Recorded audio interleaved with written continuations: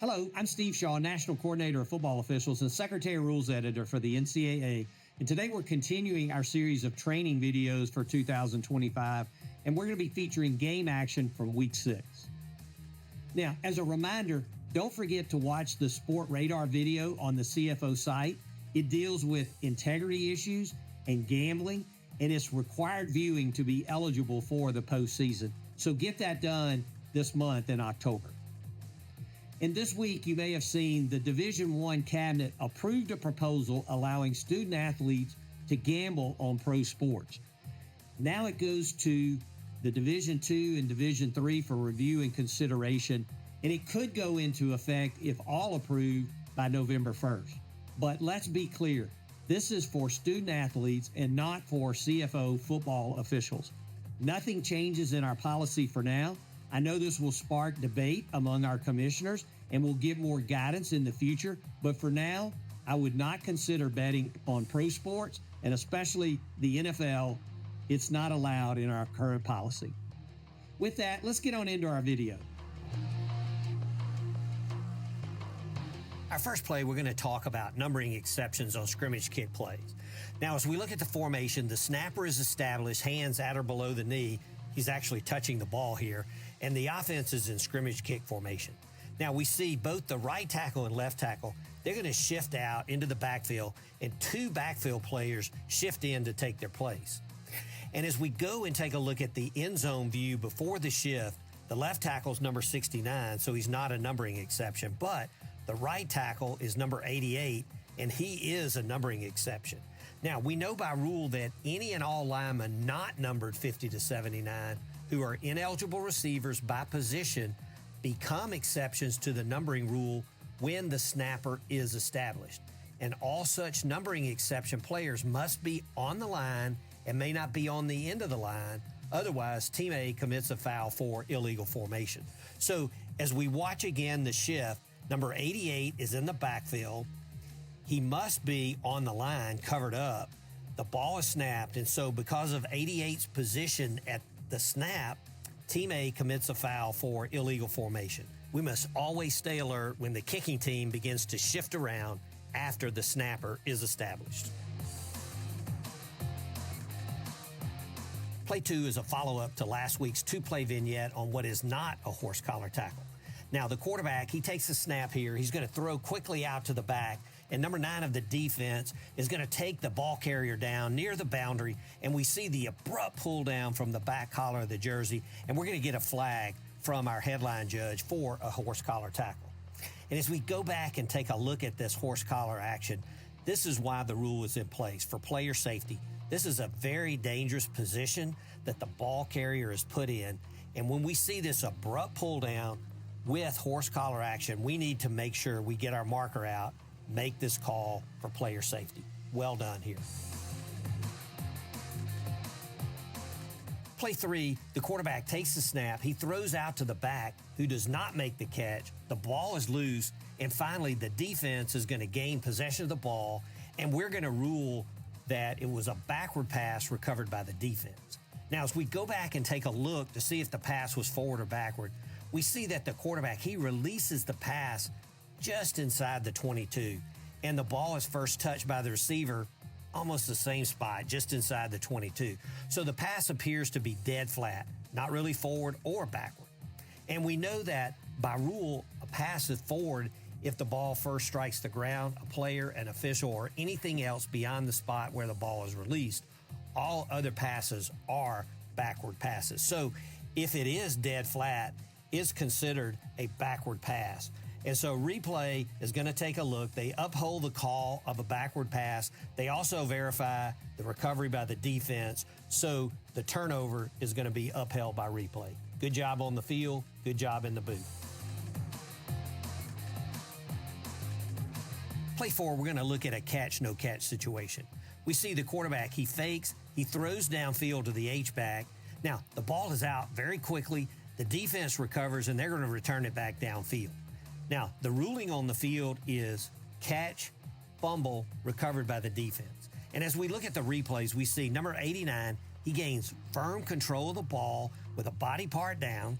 He turns upfield, tucks the ball away, And we would consider that by definition an act common to the game, a football move, and that completes the catch. Then the defender is going to punch the ball out. This is an upright receiver that has completed the catch. So the ruling of fumble is the proper call here, and replay is going to uphold our ruling on the field. This is well done. Play 5, and we'll stay with our review of catch, no catch. We see the quarterback, he drops back, he throws the out route to the tight end. Now, number 81, he goes up, he gets the ball, he's going to come down. We see our officials come together, and they're going to rule catch by number 81 of the offense. Now, replay is going to stop the game for further review, and we see that 81 here, he's airborne, he gains firm control of the ball, he gets a body part down, actually 2 feet in bounds, but as he goes to the ground, the left elbow hits the turf and the ball immediately comes loose. Now, we know by rule, if a player goes to the ground in the act of catching a pass with or without contact by an opponent, the player must maintain complete and continuous control of the ball throughout the process of contacting the ground, whether in the field of play or in the end zone.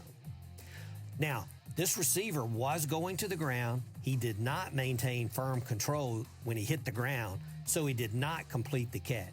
So replay properly overturns this to an incomplete pass. Play 6 is a 2-play vignette to review defensive pass interference penalty enforcement. Now, our first play, late in the second quarter, the offense is snapping from the 19-yard line going in. The quarterback throws into the end zone, and the ball is intercepted by number 0 of the defense, and we see a flag fly as well, and he's going to return the ball back out to just past the 40. Now, the call by our field judge is for defensive pass interference, and to complicate matters, the clock expired in the second quarter. Now, we know if we have an accepted penalty by either team and the clock expires in the second or fourth quarter, we're going to extend that quarter, and that's what we have here. And also, our penalty enforcement rules state that no distance penalty shall exceed half the distance from the enforcement spot to the goal line. But defensive pass interference is an exception here. And since the ball was snapped at the 19, we're going to go the full 15 yards here to the 4-yard line, and it's going to be first and goal for the offense at that point. As we also know, no defensive pass interference penalty that's enforced from outside the 2-yard line may place the ball inside the 2-yard line, with the exception of our second play in the vignette, and that is on the try. So we see that we're starting the try from the 3. There's defensive pass interference in the end zone. So this penalty will be enforced half the distance from the 3 to the 1.5, and the offense will retry from that point. Play 7, we see the quarterback, he scrambles about, and as he tries to escape, he's going to go down. The ball comes out. Defender number 22, he's going to recover, and he runs it back for a touchdown. And we let it play out on the field. And when in doubt, that's the correct thing to do. But replay is going to come in and take a look to see if the runner was down. And during the review, we see a couple of times that the quarterback is close to being down. And in the first instance, and it's important to note by rule, when any part of the ball carrier's body except the hand or foot touches the ground, he's down. And we know in our officiating standards, it goes on to say that the wrist is a part of the hand and the ankle is a part of the foot in conjunction with determining if a player is down or not. So in the first instance here, we can see that the quarterback's wrist touches the ground, but that's not enough to put the ball carrier down with that view.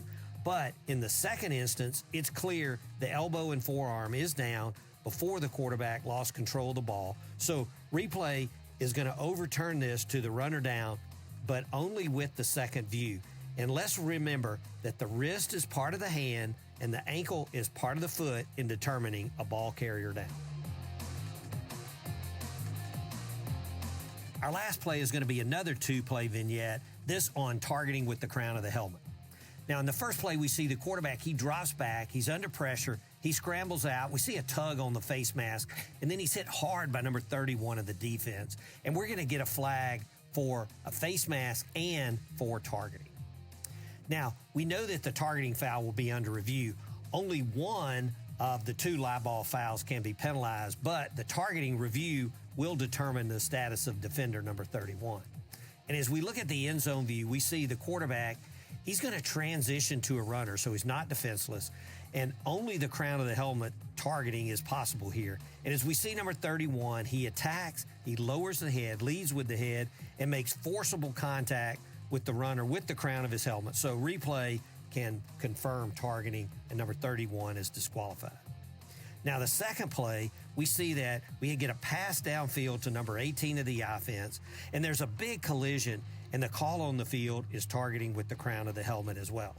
Now, we're going to go back and take a look, and we can see that the receiver, he transitions to a runner here. He's going down to defend himself, and he's hit by the defender with the side of the helmet. Remember, the crown is a 6-inch radius from the apex or top of the helmet. So this side helmet hit is not crown, so replay properly overturns this targeting foul. Well, that's it for our plays this week. I hope these have been helpful, and let's use them in our crew meetings to get better. Now, we want quality fouls, nothing technical. Make it be there before we get our marker on the ground. Be good dead ball officials. The deeper we get into the season, the more important that is. Make sure we count players every down. Don't take a play off. Great communications with our coaches. Be courteous, but use your winning words. And make sure we're concentrating on every play. You don't know what play is going to determine the game. Make sure we display our integrity, courage, and poise, always required by great officials. And finally, let's keep hustling. Best of luck.